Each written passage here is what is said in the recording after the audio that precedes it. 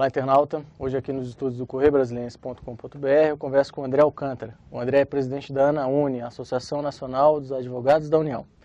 Obrigado pela presença, viu, André? Obrigado, Luciano. A gente vai falar sobre advocacia pública, sobre burocracia de Estado, sobre carreiras de Estado, e vocês lá na AGU, obviamente, que também desempenham papéis muito importantes para a composição do Estado. Vou explorar muito essa atuação de vocês lá, tá? Ótimo.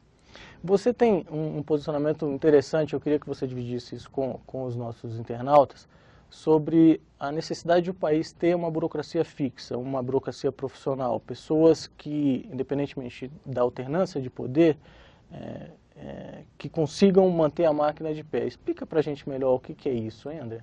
Bom, Luciano, depois da Constituição de 88, o Estado brasileiro começou a realmente se estruturar. Né? As instituições de Estado, elas começaram a se fortalecer e as carreiras começaram a existir. Por quê? Porque a partir de 88 se exigiu o concurso público como forma de ingresso no serviço público, e aquelas pessoas que prestam serviço público, ela tem a intenção de ali permanecer durante uma vida, prestando serviço ao Estado e à sociedade brasileira. Então essas pessoas, elas vêm se profissionalizando ao longo do tempo, ela vem conhecendo a instituição que ela trabalha com muita propriedade, ela conhece como funciona a máquina. Não é? Então o que a gente defende é que essas pessoas efetivamente ocupem as chefias dessa instituição, porque você não causa uma solução de continuidade a cada novo governo. Como antigamente não havia uma burocracia profissional no Estado, as pessoas eram convidadas, não é, para trabalhar durante aquele mandato, não é, do governante, e ao final do mandato muitos saíam porque eles não faziam parte do corpo técnico do Estado. Isso criava um problema danado, porque o país parava toda vez que chegava um novo governante. Hoje não.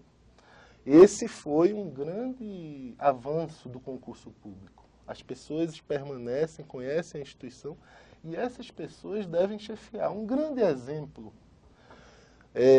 disso que ocorre há mais tempo, antes da Constituição de 88, é o Itamaraty, que é uma casa extremamente profissionalizada, onde o corpo técnico e as chefias são exercidas pelos próprios diplomatas, e as Forças Armadas. Então, tanto as Forças Armadas como o Itamaraty são instituições que mostraram que você ter uma burocracia de Estado profissional, competente, que se autochefie, conduza os rumos da instituição, fez com que essas instituições tivessem avançado muito antes de instituições mais novas, como, por exemplo, a Advocacia Geral da União. Hoje vocês da AGU estão em todos os lugares onde deveriam estar? Não.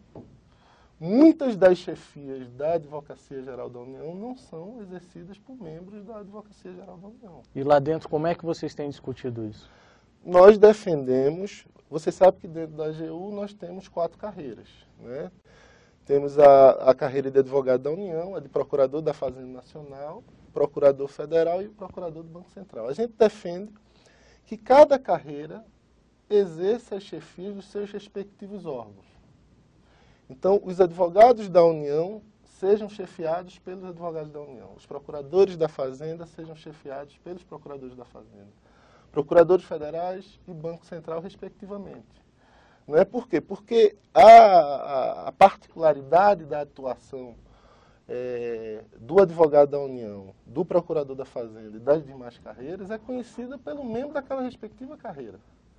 Então a gente defende hoje que, como em várias instituições brasileiras, quem chefie a instituição seja um membro da instituição. Pela primeira vez, a Advocacia Geral da União está sendo chefiada pelo membro da instituição. Isso teve uma particularidade muito positiva, porque o ministro Adams, por conhecer a instituição há muitos anos, que ele já faz parte da carreira desde 1993, ele fez com que a instituição não parasse a sua estrutura, o seu funcionamento, porque não houve solução de continuidade. Esse foi o grande avanço de a gente ter um membro da instituição chefiando a instituição.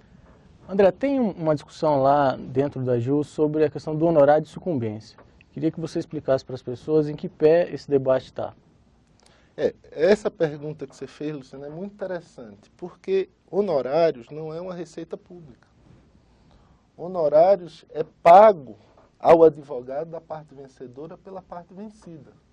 Então, se, por exemplo, um cidadão entra com ação contra o Estado brasileiro, contra a União, e a União, bem defendida por seus advogados, venha a ganhar a ação, a parte que entrou com a ação, ela terá que pagar honorários aos advogados da União. Como é na iniciativa privada. Advocacia privada. Quando um litígio ocorre entre particulares, o particular que perdeu, ele paga os honorários ao advogado da outra parte. Hoje esse honorário vai para o Tesouro. Ele é carreado inteiramente para o Tesouro. E isso é um desperdício muito grande. Por quê? Os honorários têm uma dupla função. A primeira é de motivar os advogados a não só bem defender o Estado, mas a ganhar a ação. Você tem um advogado motivado que vai envidar todos os seus esforços para que a União ganhe aquela ação, ela vai, ao final, ter um incremento substancial nas vitórias da União. Não que a gente não atue para ganhar, é lógico, mas se você tem esse elemento motivacional, se você tem esse plus, o advogado vai envidar toda a sua expertise, toda a sua competência para isso. E o outro viés é que com esses honorários a instituição praticamente poderia ser autogerida. Se esses honorários fossem carreados para dentro da instituição, nós poderíamos ter instalações mais adequadas. Por exemplo, no norte do país, as instalações da Advocacia Geral da União são péssimas. E a gente poderia utilizar esses valores também para nos melhor estruturar, para a gente ter mais condições de trabalho. Isso ia ser uma bola de neve. Ao mesmo tempo que você tinha mais estrutura, ao mesmo tempo que você pagava uma parte desses honorários para os advogados e até para os servidores, né? A ideia também é que os servidores... Dividir com os servidores... Também, a ideia é que os servidores também sejam contemplados. Você ia ter uma estrutura azeitada, um escritório de advocacia, não é? Falando de igual para igual com a iniciativa privada. A gente sabe que a iniciativa privada contrata os melhores advogados a peso de ouro, e você iria ter um escritório de advocacia defendendo o Estado e a sociedade brasileira com esse mesmo nível. Para a gente encerrar, não poderia deixar de tocar nesse assunto. Qual é a posição da ANAUNE a respeito dessa transposição que está sendo feita agora de servidores, de advogados, né, que estão hoje na AGU, para se tornarem advogados públicos? Advogados da União. Na verdade, eles passariam a ser advogados da União. O cargo hoje qual é? O cargo hoje é de assistente jurídico. A gente tem que voltar um pouco à história da instituição. Né? Antes não havia Advocacia Geral da União. O Ministério Público fazia a defesa e os assistentes que trabalhavam no Ministério faziam a consultoria. Esses assistentes, na época, pessoas que entraram antes de 88, tinham mais de 5 anos, foram transpostos imediatamente para a carreira de advogado da União. Automaticamente. E essa transposição, ao tempo, não foi questionada. Ela se sedimentou, e essas pessoas que trabalhavam nos ministérios à época, já tinham mais de 5 anos, tinham todos os requisitos constitucionais, se tornaram advogados da União. O que a gente questiona hoje é, 20 anos após a Constituição, pessoas que não foram transpostos lá em 95, né, porque provavelmente não tinham os requisitos para essa transposição, estão sendo transpostos agora. Né? O que é que a associação fez? Nós solicitamos ao ministro e ao consultor-geral da União todos os processos e vamos fazer uma análise nossa. Né? Se a gente entender que a transposição é regular, a gente não vai se insurgir. Mas se a gente perceber que há transposições que são irregulares contra a lei, contra a Constituição, seguramente a gente vai se pronunciar sobre isso. Até porque nós entramos com ação direta de inconstitucionalidade no Supremo, que está discutindo justamente esta temática. Né?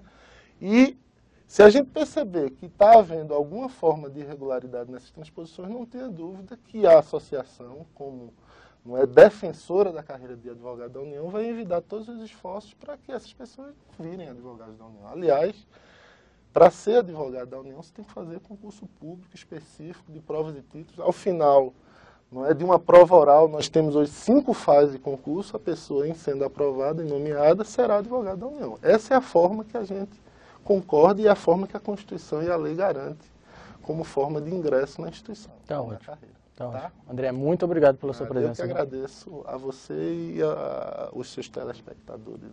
Tá, João. Eu vou ser internauta, muito obrigado também e até a próxima.